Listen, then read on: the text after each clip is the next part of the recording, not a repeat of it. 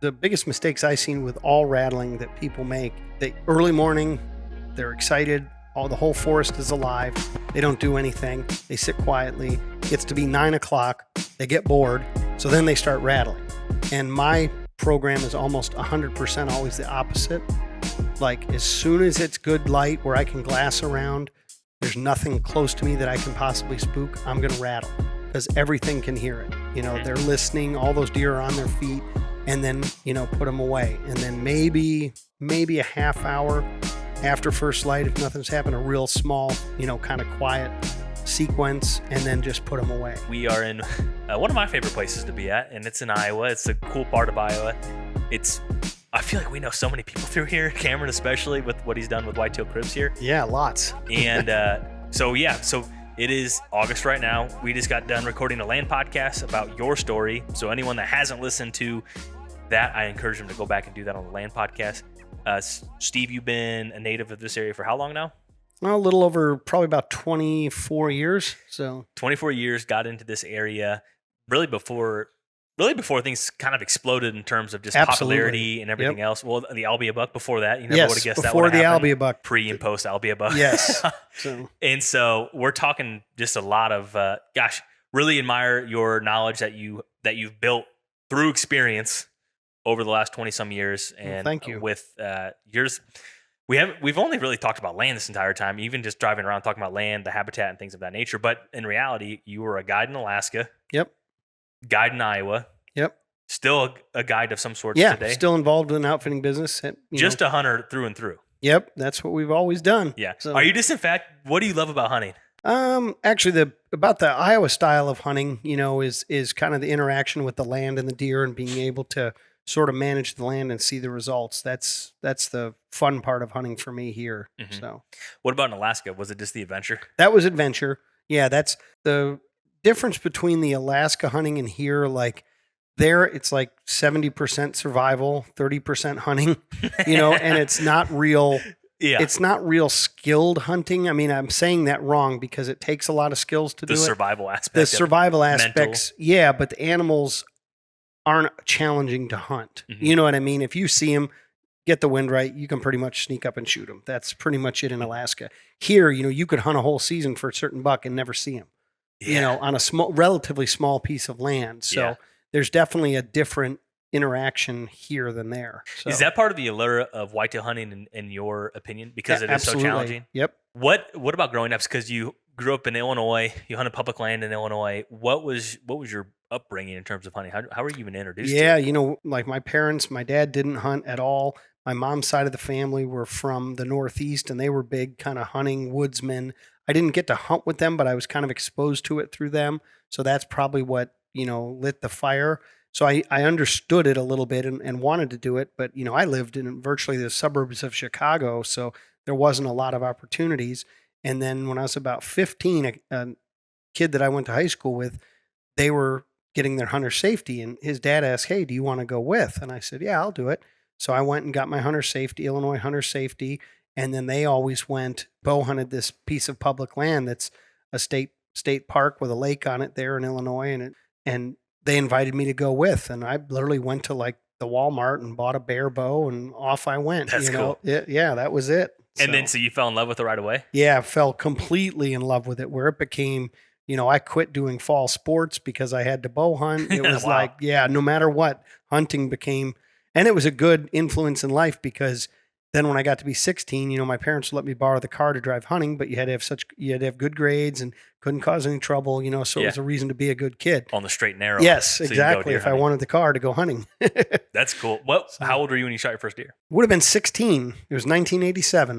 1987. Yep. Shot your first deer on public? On public land, on that public place. It was a pretty nice little buck. I mean, by today's standards, it wouldn't be anything we'd consider, but it's still one of my greater bow hunting accomplishments. For my skill set at the time, there was a lot of luck involved.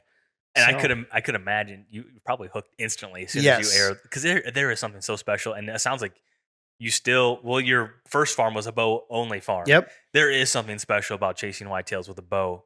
Yeah, absolutely. I just love it. Yep.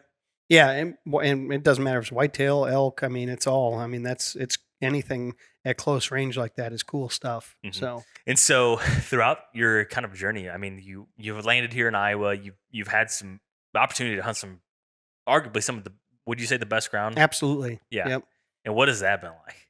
That's pretty cool. One of the great opportunities that I was given was I helped some friends buy a farm. They were non-residents at the time, and they only hunted it very limited. And they kind of, I gave me sort of full rights to it, and for a lot of years. And it was 800 acres, and we had the ability and the equipment to kind of do whatever we thought we needed to. And having full control of a huge place like that was thinking back on it, there was about 10 years where that was just a total world-class opportunity Mhm. to not only be able to hunt it, but manage it. Where if we wanted this crops on this side, we did it. If we wanted to bulldoze a food plot here, we did it. It's Wow. like, yeah. So to have the time, well, I didn't have a lot of time to hunt, but I did have the place and a lot of resources, to hunt that way. Yeah, talk about that too, because obviously you're guiding. That's your profession. That's how you make a living. Right. And Right. obviously you are trying to help other people have success versus yourself have success a lot of times, most days. Yeah. And before we got this farm, which would have been 2005 maybe is when it was purchased. Before that, almost everything that I owned or had access to, I was guiding on. So I really didn't hunt much for myself. I always felt like I was taking opportunities from clients if I hunted. Mhm. And then when I started putting this farm together for my friends and managing it, you know, I was allowed to hunt there, but I wasn't allowed to guide on it or anything else. This was kind of a opportunity that I was given, so I could hunt more aggressively without feeling like I was taking a deer away from someone that was going to hunt with me later on. So Mhm. it was pretty neat in that respect, but it still didn't change the fact that most all of the rut I was busy guiding, Mhm. so I never, very rarely did I get to hunt the rut, very, very rarely. So, I concentrated on October. That was the time that still to this day, it's one of my favorite times to hunt big deer. So, October is it's a very difficult time to because it's like I feel like a lot of it's just so cut and dry in terms of like try to execute on the cold fronts and things of that nature. But is there anything that you do a little bit different that maybe most people don't when they think October? one is definitely a little more stubborn on how I hunt than most people. Um, and that's the same reason that I don't like to guide people other than the very end of October is because if I know they're there and we have a strong, entrance and extra strategy, I'm not going to give up on it. I don't care if I go 5 days on a farm without seeing him or we haven't had a picture of him for a month. I know he's there. Hmm. You know what I mean? I'm not going to give up. I'm going to keep grinding it out, trying different things until eventually connect. It's hard if you're with some, other people. They go a couple times, they don't see what they're after. They go to the next spot, the next spot, the next farm. I've just kind of been patiently grinding away at it and working it that way. So And so for that instance specifically, you don't have pictures of him necessarily, but you feel confident he's there. What is how do you come to that realization? well, just because I may have had summer pictures, glassed him in the summer. I Mhm. know he's there and utilizing that farm, and I know that the setups that I've got are strong and that they're gonna work when Mhm. the right opportunity presents itself. So then it's just a matter of not over pressuring them in any one area or doing anything risky with the wind, Mhm. and just keep moving forward that way. So So let's break down what that set may look like too, because someone's thinking right now, like, "Oh man, it's about to be October. Or it is October, and I do have a buck that I know is in the area, and I think I have a good setup, but I'm not positive." What does that setup look like? well, like for me on that property that I was hunting, we had we always had destination food plots. They were primarily for the owners because they hunted gun season, which was easier for them to draw. And then I would go in a lot of times, doze in a small road, like a trail, clear a small half-acre plot you know, as a place to hunt, a place to bow hunt as they transition to their primary food source. So I would try to have setups like that, Mhm. and that I'd say one of the one in the one top the 187 I killed was like that. It was in a small little kill plot that and that deer did exactly what the script had we'd always Mhm. hoped he would. Came in, the wind was right, everything was perfect, and What was in that kill plot? that one that year, ironically, two of those three deer were in the same thing. That was a mix of oats, radishes, and Austrian winter peas. And early season, that is a really killer mix. It's green. The frost is going to take most of it out. Yeah. It's not going to be a mix you're going to hunt later in the season, but we weren't worried about that because we already had the bigger grain destination plots. So Okay, so what's your pounds per acre in those types of mixes? we're probably going to do maybe 20 pounds per acre on the Austrian winter peas, or like field peas, I guess would work the same. Austrian winter peas. We're going to use probably a bushel of oats, which is going to be roughly 39 pounds, so 40 pounds of oats, and then probably less than 5 pounds of radishes. So, And when is that going in the ground typically? So if someone listening to this right now, if you're listening to it right now, you ideally right around Labor Day. I'd probably say the last week of August or the first week of September. And some of that's going to depend on your deer density. If you've got super high deer density, you can plant it earlier and they'll keep it mowed for you. The risk is the oats. If the oats get planted too soon, they can actually over mature and start to go to seed before, in the fall. You want them to be green and lush. And so what is this? What is the architecture of that kill plot, or where you killed that deer? What did the architecture of that plot look like? Because you're trying to get them in bow range, obviously. Yeah, it definitely was a bow setup. It was if you picture, a big block of timber, the little road going back would be the stick of the lollipop. The plot would be the part of the lollipop part. And then, when we knocked out the trees, we kind of positioned them to allow trails to enter on certain sides and not enter on certain sides. So to give them no way to get downwind of us. That spot hunted well on a south wind, which meant I usually hunted it when it was warmer than normal. And I think the night I shot that one, it was like 85 degrees. It was crazy warm. That's interesting. Yeah, that's a little bit against the traditional. Yes, and that's what I meant about strategy. sort of being stubborn on it. It's like I knew that he was in that area. Yeah. It's just you just don't know what night or what anything else. And the other interesting thing that you bring up is creating a dead spot for your scent to shoot into. Yep. Yeah, and that's one thing we were fortunate on that we had a lot of debris to clear, so we were able to kind of windrow it and keep, allow access on certain spots and, other things on certain spots. Let your wind, get away from us, but still give them good access, but not make it such. One thing when you explain it that way, people sometimes think, oh, you got such a funnel, that's not fair. Or you know what I mean? And I never build them that way. Those deer always have multiple ways to come and go. It's more like providing suggestions. I've noticed they will shy away from stuff that are over-engineered. Yeah. If it seems like it's a funnel, they're going to be scared of it, or they're going to enter it super, super nervous. So because I think that's a strategy that I think a lot of people are adopting, of just creating timber walls or really aggressive, really aggressive architecture, I guess is the best way to say it. Yep. That's something you would err on the side of caution or less aggressive. Less aggressive. I would leave them do one side. Or do the side where you're worried about them getting your wind. Yeah. Exclude them from that, but give them an option to come and go on all the rest. But then it's something I learned, trapping, it's not, you can't make it too obvious, but they're creatures, they're lazy and they will take the easiest path. So if you kind of naturally steer them or gently steer them, it'll work just the same. So.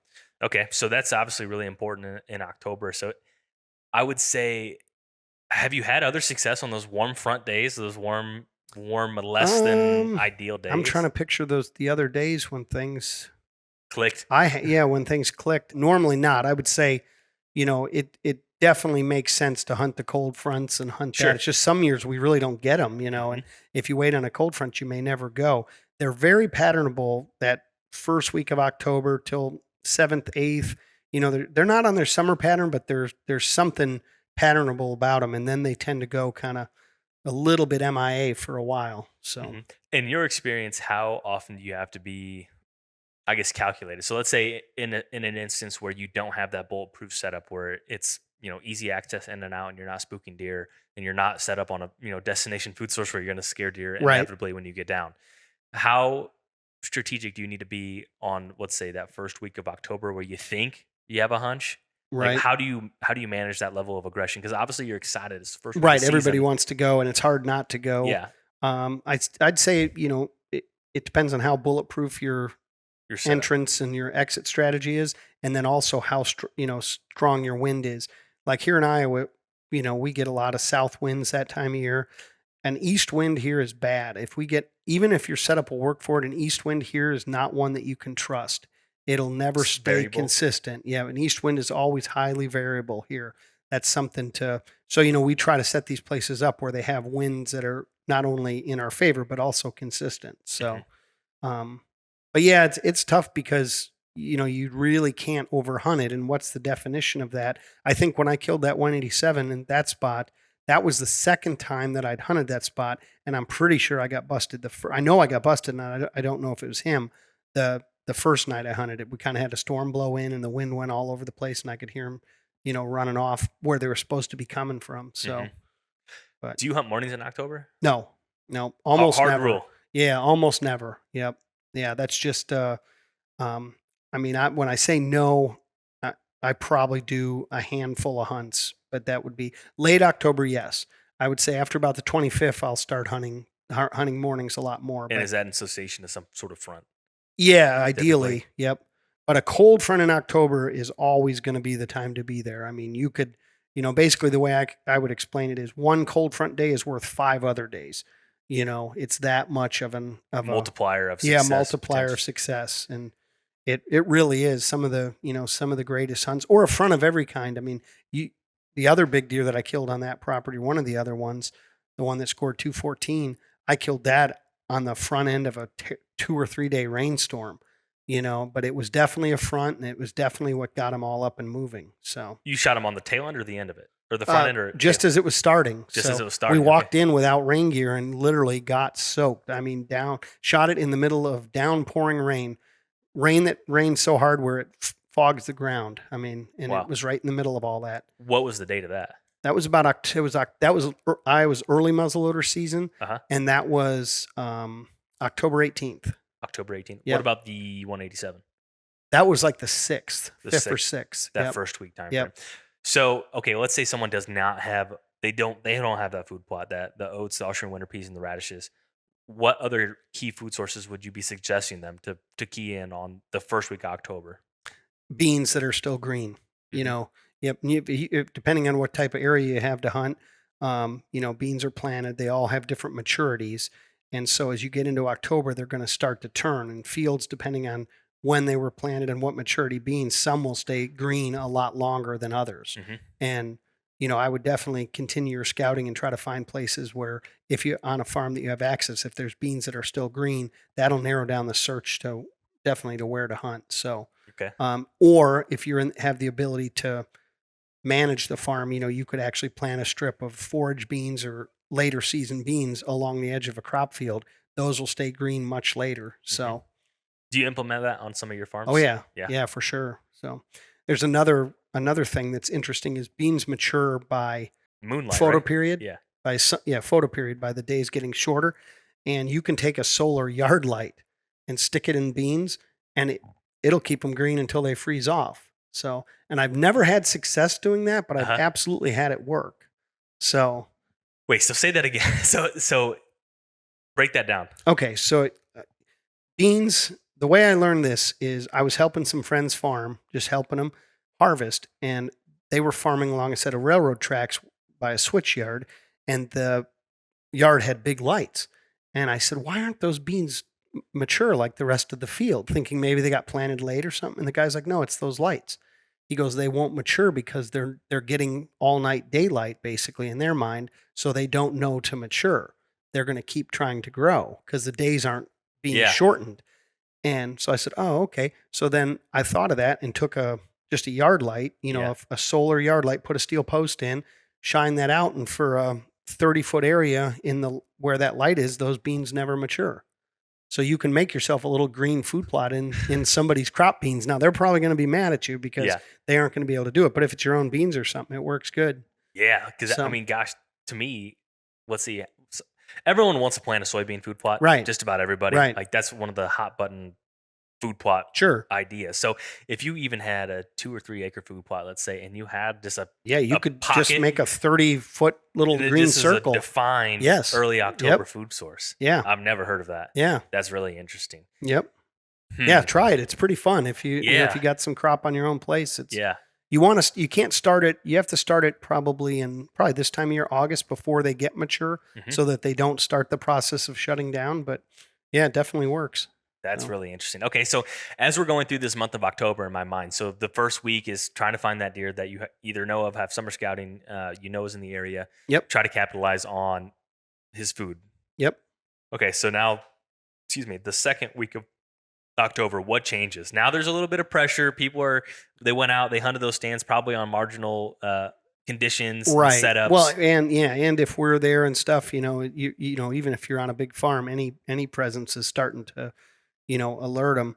But I would say that second week, I would focus on second second week. You'll start to see scrapes by then. Hmm. You should definitely start seeing the first scrapes and some community scrapes. And I would, shift at that point your focus to the same type of areas you were hunting before, the beans that are still green or some preferred food source, but shift on and start to hunt the rut sign a little bit. Hmm. So Yeah, I think that's really interesting too because I think a lot of people wait too long. So we yes, started a whole campaign called Scrape Week because okay, we just noticed with all the cameras that we ran that some of the best times to kill a mature buck is in October on a yes, scrape. yep, And so I think people wait too long. So that's right, interesting for you to say yep, like, hey, second week of October, right. don't discount Yeah, a a scrape. scrape, I would go for it for sure.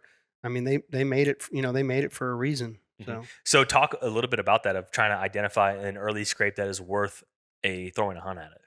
it's you're going to definitely want to still focus on the same food sources and just mainly use those scrapes to identify what trails Yeah. they're coming from because it's still going to be kind of a loose pattern, It's not like a late season food pattern where they're coming like they're on rails because they have to eat. There's some days they're not going to, get there before dark, but then some days they do, and Hmm. that's the thing. So identifying a way to get in and out without spooking them, and then trying to stay just close enough, but just downwind enough that you're not spooking the activity there. So That's really helpful because basically you're just using that to focus their travel correct. onto the primary food Yep. source, and you're just set up a little bit further back. You can get out of that stand probably undetected, Right. ideally, Exactly. versus the destination food source. Yep. And so, are you like, do you have some of these like, oh man, this is a really great scrape, second week of October. Here's all the cameras that we ran in the past, or is it? Yeah, a lot of them are traditional spots like that, and a lot of them are just areas that are conducive to scrapes. Like if you have a road through the timber with a lot of low overhanging brush, they're going to scrape there, Yeah. and they're going to travel that on their way, to the crop fields and stuff like that. But it's not always the same tree every year. It's just more generally the same area. Yeah. So Okay. All right. So it's the second week of October. You're keying in on scrapes or at least paying attention to them at that point in association to the food source. Now things are starting to get a little bit more exciting. It's the third week of October. right, There's even more scrapes, even right. more scrape activity. What is the third week of October? And obviously, white acorns are obviously a big Yep. piece right Yeah, now. acorns are going to be a big game changer there, as is any early harvested corn. You're going to start to see, the first Yeah. fields being harvested. That's going to be a game change to the area if that Hmm. happens on your farm. One thing that's important to note, like if I'm hunting, there's usually a big switch. I usually hunt early muzzleloader. So that switch to the second and third week, that's usually me hunting early muzzleloader. So my focus shifts to a little bit different strategy at that point because Sure. I'm not You got a having gun. to get, yes, yeah, we're able to hunt and, Yeah. you were able to, hunt some of the conventional, larger areas because Yeah. we've got the ability to cover them. So That is a really cool aspect of Iowa. it is, That's it's, so it's pretty unique. cool. It's very unique. That's really exciting. I've had some really good hunts then. So If you could do late season muzzleloader or October muzzleloader, you have to get rid of one. I would, that's tough because I'd probably, to be honest, if my goal is what my goal is now, which is always trying to hunt the highest end bucks we have, I'd still stick with October. Only reason being they're all still alive. Nobody else has got them. And even in big neighborhoods anymore, they get killed. Yeah. Once people know about them, they've got all archery season, first gun, second gun. And people And are really good hunters they're now good too. hunters now. The deer are definitely at a disadvantage with all the trail cameras and all the other skills that people have, amassed. It's tough. So, it's not near as fun of a hunt as late muzzleloader is going to be, where you're seeing, 20 bucks a night and Mhm. they're all coming to this, basically coming out early. It's a lot of low light stuff and, everything happened in the last few minutes of legal light, but they're not all. The other big thing is they're not broke up. Mhm. Like that 214 that I shot on October 18th didn't have one broken tine. So That's a fair point too. yeah, so that's another thing. Instead of seeing these deer And then the other thing that's a criticism of mine of late muzzleloader. Now our late muzzleloader season is long. It starts usually right before Christmas and it goes till January 10th. Mm-hmm. There's by January 10th on some farms, there can be a certain percent, 10, 15% that have at least shed one side. Mm-hmm. I mean, that definitely can be a concern too. So you're picking October. Yep. Yeah, definitely. And I've had a lot of success in October. I've been pretty lucky, So and this is very niche because there's probably not a lot of people listening to this that have archery or a muzzleloader tag here in Iowa. Right. But I'm curious, what does that look like? Is that some of those blinds over Destination Food Source then? Not really the same destination food plots. If I can, I try to have something that's still geared towards that time of year. Radishes are a big one. They like those even ahead of the turnips. And then that same mix of oats, Austrian winter peas, that's a killer mix there. That really is. It's that lush green stuff, and then the Austrian winter peas act like the candy in it. So that's okay. So now, let's say you didn't have the muzzleloader season here. What would you be doing as a bow hunter? Maybe you drew the Iowa tag, or you're just somewhere else. You could be in Ohio, Michigan, right, Illinois. What would that strategy look like for the rest of the October hunting? For that third week, we touched on the acorns. Yeah, the third week, I would be really trying to look at, setting up so I had some opportunities in the next few days of hunting mornings when it kind of turns around. And I would definitely concentrate on if there's any white oaks, white oak ridges, getting back in the timber, and then same thing, looking for the scrapes and just kind of getting a little bit more aggressive. And then as you got to the end of that third week, especially if you had cold fronts or anything, like rattling will 20s. start. Yeah, rattling starts to work then. Well, yeah, and you have a really good story about this too. Yeah. We alluded to it earlier, but I had a target buck on the farm we worked on with the guys here this morning, and brand new farm, didn't know the deer. Just had that year's pictures of them, and it was a bigger frame deer. I assume mid 160s, and was unsure on the mask because we had some velvet pictures and then we had some out of hard antler pictures, and ended up setting up on the ground because we didn't have huts or anything on that part of the farm, sitting under a cedar tree, and about 10 minutes left of light, and I decided, I couldn't even see the other end of the food plot because I was so low on the ground. So I thought, I'm going to try rattling. I rattled that thing into 20 yards, and he just stood and looked into my bush and then turned and looked the other way and just slowly walked away. And I actually passed him up, and I couldn't tell how big his mass was. And then I actually found his shed out there, and I showed the picture of the shed, and it's like, oh, what have I done? But on the other hand, I'd probably always make that decision just because I've been super fortunate and killed a lot of really high end deer. And that's a nice one, mid 170s, but it's not a giant. You know what I mean? So it doesn't, it's YouTube comments are going to come in on that. Right. But it's all about perspective. Yeah. And, and to me, if I get the sheds to them, build a story that's pretty cool. Yeah. The thing that really surprised me is I thought I would have a really big one to hunt last year because of that, and he actually went downhill quite a bit. We haven't seen him again this year yet, so I don't know what the deal is, but hopefully he's around. So let's talk a little bit about your rattling sequence. So right now, let's say someone listening to this is like they just are getting their first pair of antlers to rattle in October at that time frame. What do they need to know? Well, the biggest mistakes I've seen with all rattling that people make is, they early morning, they're excited, the whole forest is alive. They don't do anything. They sit quietly. Gets to be 9 o'clock. They get bored. So then they start rattling. And my program is almost 100% always the opposite. Like as soon as it's good light where I can glass around, there's nothing close to me that I can possibly spook, I'm going to rattle because everything can hear it.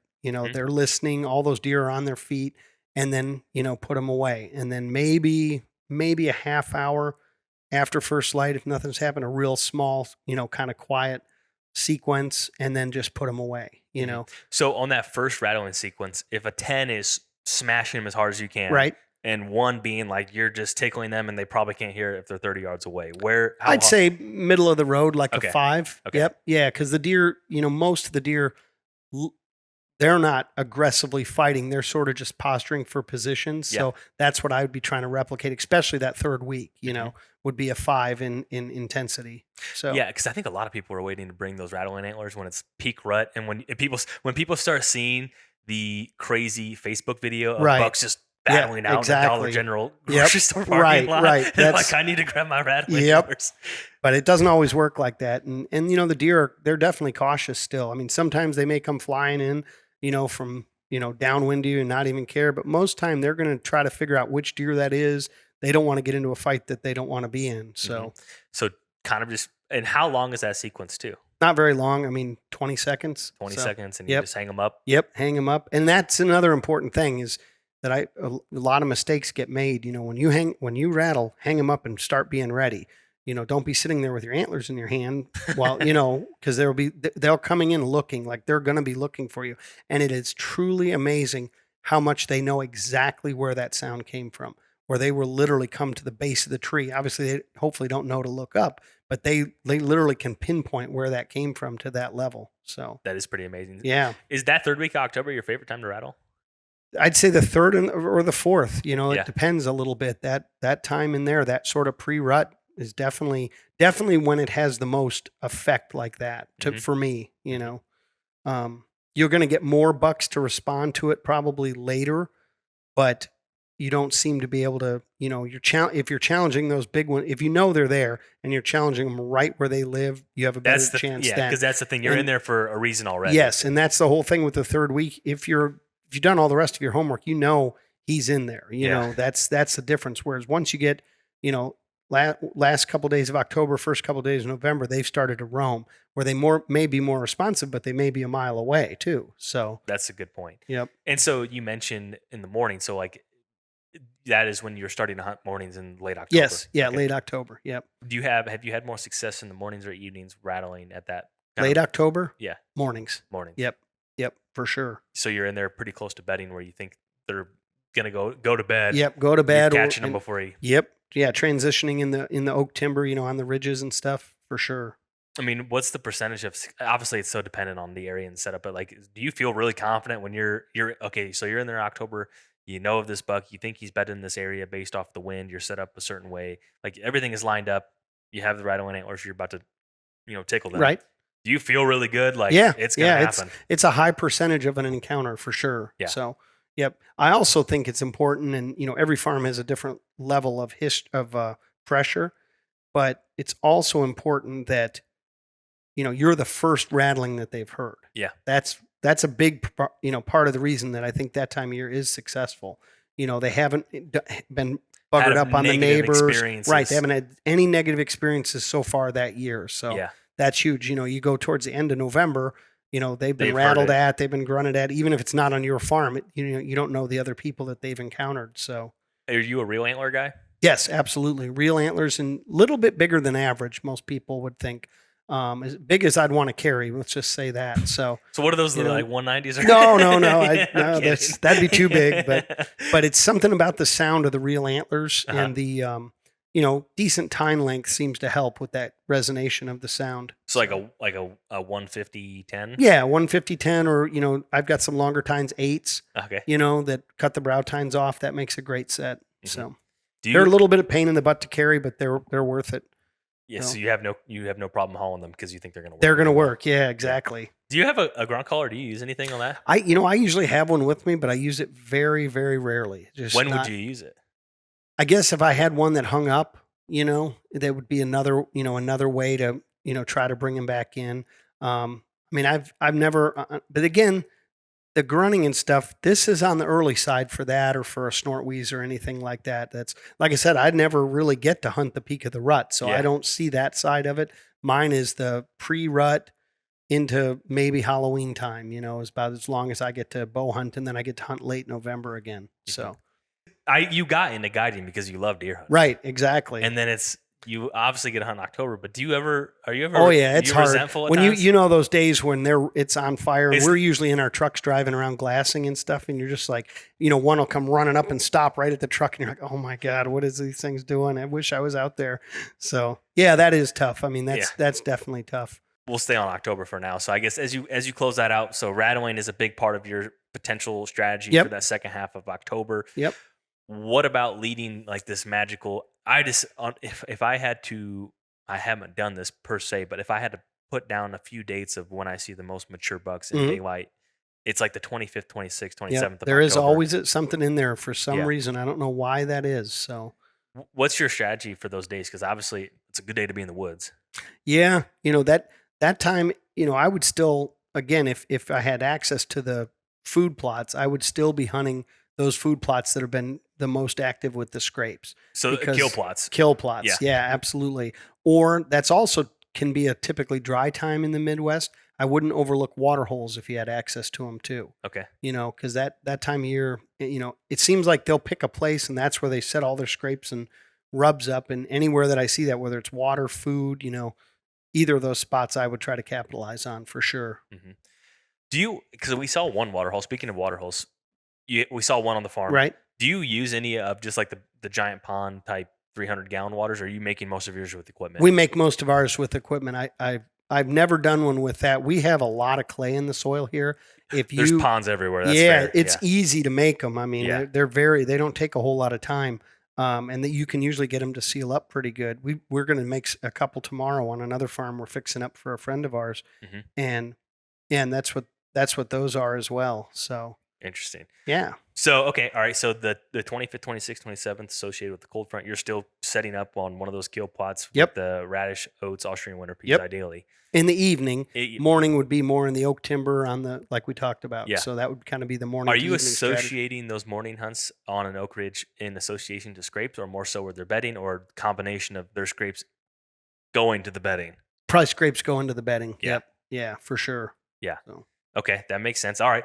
Now let's talk a little bit about how many hunters do you think you have helped kill their biggest deer of all Oh, time? I'd be a lot. I would have needed a little homework to figure that out because it's Over 100? Oh yeah, yeah, for sure. Yep. How does that feel to know that you helped 100 people kill Oh, their biggest deer of all time? Because this is the deer I killed Right. in Iowa, and you had a big part about it. Obviously, right. No, it's the cool. work It's that you've done.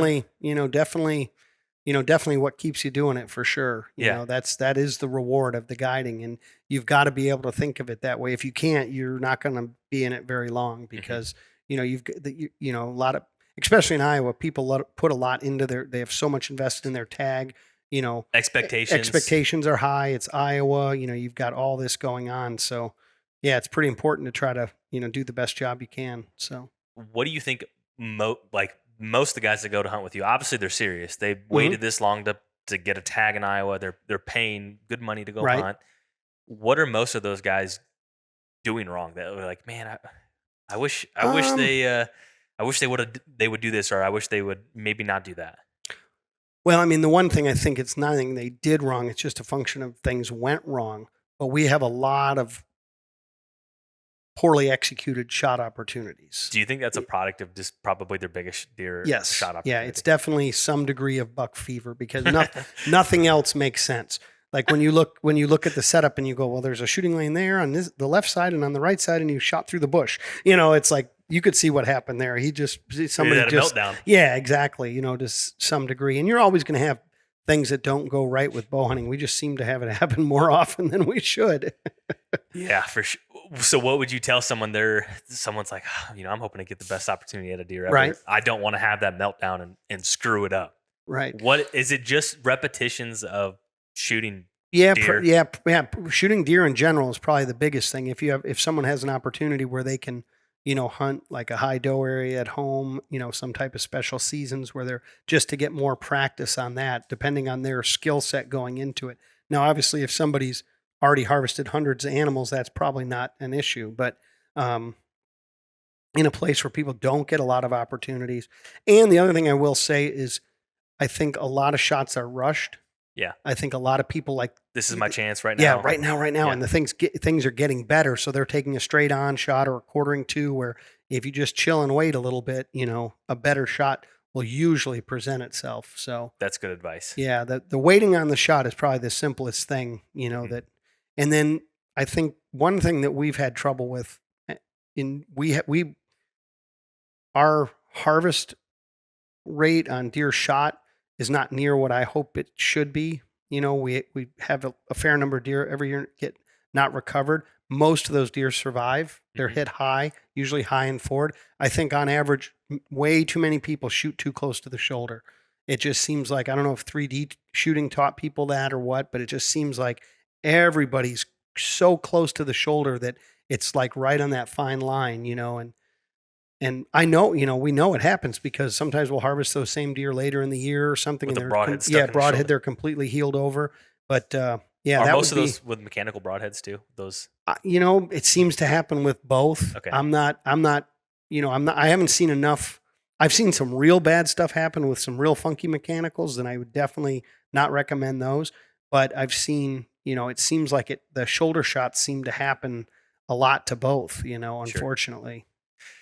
So with that being said, where should people aim for the deer? Obviously, it's so dependent of quartering to, quartering away, Right, right. slightly quartering to. Yeah, I mean, I would just say, you know, 1/3 up the body from the bottom and about 2.5, 3 inches back from the leg. Mhm. You know, if you use that as your, you know, you're going to be dead Picture center. your arrow in the center of that, Yes. depending on where it's Yeah. at. Yep. And I think some people overcompensate for angles, not understanding that as soon as that arrow hits, it's in the deer. You know, you don't have to, you can't, you don't want to shoot at its hind end if it's quartering away because you know that arrow you'll already pass through before it figure you know the trajectory fixes itself. You know, it's I think if you stick to that margin of about 3 inches behind the front leg and 1/3 up the body, you know, high we lose a lot of deer being shot high and we lose a lot being shot too far forward. So So you're recovering most of them that are far and back per se. well, yeah, or hit the lot get Yeah. hit well, and you know that's perfect. But we don't lose very many that are hit far back. Yeah. We will usually recover those. Now we've actually got a tracking dog, so I think Oh, that nice. yeah, so I think that's gonna even be a whole nother level of, Yeah. and it's not. We usually, I don't know that it's gonna up our Re- recovery because we do a good job on recoveries. I mean, we'll search and search. If we think it's a gut shot or know it's a gut shot, we'll Search spend until you find it. inordinate amount of time looking for it, you know, Yeah. just walking the brush and everything. The thing the dog's going to do is make it way less intrusive to the rest of the farm Yeah. because that dog should only take us where the deer has been. Mhm. So that's our hope anyways. Did you guys So, train that dog? yeah. Yeah. One of my partners, Ellis, is training it. His dog's named Hammer. Hammer. Yeah. Hammer recover. And some he's good. hammers. He works with him almost every day. He'll lay a couple scent trails down and run him, and he's really taken to it. So That's really cool. So what else is aside from shot execution? Well, let me ask you this. Sorry. What do you get buck fever? yeah, yeah, I definitely, you know, but I've kind of got it where I can. It's funny. We were talking earlier about all my guiding stuff. I remember when I had the encounter with the 198 that I shot. He kind of came out and he came through some standing corn. I assumed he'd come into the mowed part of the corn food plot, which he didn't. He came into the standing corn, and he was cutting through the standing corn. And I remember getting like a little buck fever going on. And I just remember telling myself, you used to shoot brown bears, like charging brown bears. You can do this. And I had to like mentally yourself talk up, yeah. myself through this, you know, and it was about a 35-yard shot. So it was a little, you know, at that time, a little more than I would like on a alert whitetail. Mhm. But, you know, I had to kind of stop myself, talk myself through it, and ended up making a perfect shot, which was sweet. But, you know, but yeah, so I'm definitely not immune to it. And it definitely hits me after the shot. Sure. You know what I mean? It's like, I always thought it was just that cold blood in your fingers that's finally returning to your core and you start shaking, but I don't think it is. I think it's part of It's an hunting. adrenaline dump. Yeah, for sure. Yeah. That's man, I'm ready to go through that those waves of motion Yes. as well. Yeah. So what about you know, what are you seeing most of your hunters like? Let's say at this point they're grinding through October, and now it's that first. You know, you talked about using rattling antlers the first 3 days of November, even. Yeah, we don't. You know, with the hunters that we guide, we don't guide until the very end of October. Yeah. Yep. Yeah. Yeah. So this is just your experience. That's my experience. Yeah, the October hunting is kind of my own Yeah. thing and how I handle it and stuff. And it's just, you know, a hard time to guide hunters because everybody wants to see the show of the rut. You know, they've waited all this time to hunt Iowa, and the rut's kind of the great equalizer, and I understand that. But, you know, Do you think it's easier to kill a buck in the rut than October? In your opinion? no, but I'm going to say that meaning that in October I still know where they are. Yeah.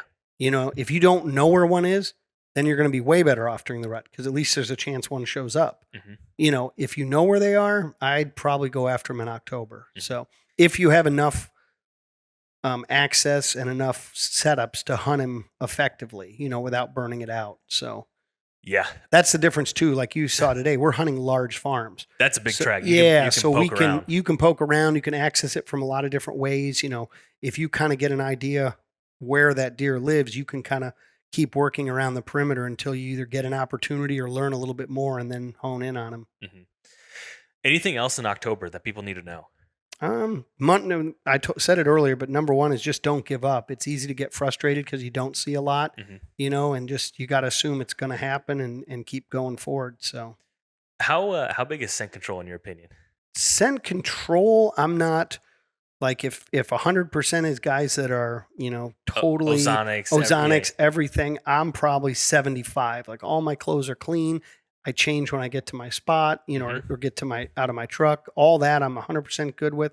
But I do deep down believe you're eventually not going to, like, I'm 100% win, you know, play the wind, and 75% trying to staying clean and all that is just definitely part of it because, you know, why not do it? But I don't know that you're going to 100% fool them all the time with any of the other, you know, technologies.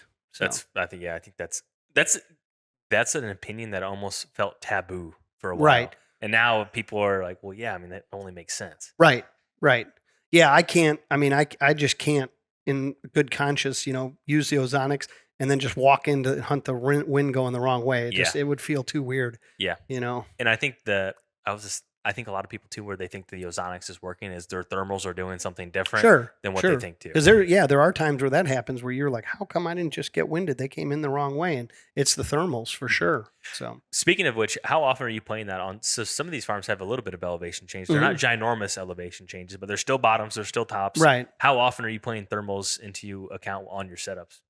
Quite a bit, knowing that, you know, just allowing for them to happen by not getting tricked into going down into one of those bottom ditches where all the trails come together. I'd rather pick 2 or 3 of the trails and hunt them on one ridge top, somewhere where I know even in a marginal wind, my scent's probably going to be lifting instead of pooling in that low bottom area. So, yeah. But it is, you know, our wind is variable. Like I'll pull off a milkweed thing and throw it in my pocket on my way out. And it's interesting to watch how you know, your phone's saying, oh, it's a west wind and you're watching it swirl all over the place. So. But we don't have the type of cover like probably you do where you live on the bluffs where it literally could be doing something dead opposite. Yeah, we're not that. Like I have friends that have farms in Buffalo County, Wisconsin, and that's what they said. They said up there, the deer truly have the advantage. Like they're, you know, it's different. We're lucky here. It's generally hilly, but open enough that the wind stays somewhat consistent. Yeah, I just hung a stand a couple weeks ago and it was way up high because I wanted to get up high to try to have the most true wind possible. And the wind is ripping out of the southwest. Right. I get up there. It's whipping across my east on my face. There's and I'm nothing worse than that. Which is actually, it worked out okay. I'm just curious. I know I'm going to have to end up probably manipulating that stand or changing it. But that's a really interesting point of just trying to keep tabs on what things are really actually happening. Because it's not always what you think, for sure. Yeah, definitely. You know? Well, I tell you what, we're definitely going to have to record some more in terms of like on the land side of things. We felt like we just scratched the surface on a lot of things. So I think this is awesome for someone that is sitting here in October and they're gearing up for November. I think this is a great time. And I would say, do you have any words of encouragement? So if someone's listening to this right now, it's October. Picture yourself in October. You're going to give yourself a pep talk right now. Yeah. I mean, I would try to, you know, if it's October, I would try to get out there and, you know, don't be afraid. Like, don't be afraid to do a couple hanging hunts, or at least hang a few sets where you have a very limited chance of killing one, but they're glassing opportunities. You know, don't be afraid to do that. If you have 2, you know, if you don't have the exact right wind, don't push it. You know, hang another set 80, 90 yards away that lets you see a field edge where you know there's some scrapes, and use that as a learning opportunity. You know, that would be my thing, is just, you know, stay in the game somehow, but do it smart without spooking things. That's good advice. Well, for people that want to find you and maybe ask you a few questions, maybe they want to try to get in contact with what you have going on here, where should they do so? Probably my Instagram is the thing I check the most. And then we do have a website for the hunting, huntstraightarrow.com. One of my partners monitors that email, but he would get any word to me. But my Instagram, which is just Steve Hanson the third. So that's probably the best one to see what we're up to. And we're up to all kinds of stuff. So you really are, man. I'm just thinking like everyone we talk to is busy, but you're probably one of the busiest people I've talked to. And I really mean that because I'm just like, how there's only so much time in the day. Right. No, so I give you, and we just burn an entire day. Well, it wasn't burned. I learned a lot as well. So I appreciate the time. We'll have to do it again. I really want to get out when you're doing a cut sometime. Yeah. Too. You have to come out this winter or spring when we're working in the timber. It's pretty fun. There's lots happening. Yeah. So, and I'm hoping next year at this time, I'll be one of the 100 people that, oh my God, Steve helped me kill my biggest deer of my life. Well, we'll have a lot of time to interact next year. So yeah, well, we cool. hung cameras. We hung cameras today, and I think I'm really I'm excited. So appreciate it, Steve. Until next time. No problem. Thanks, man.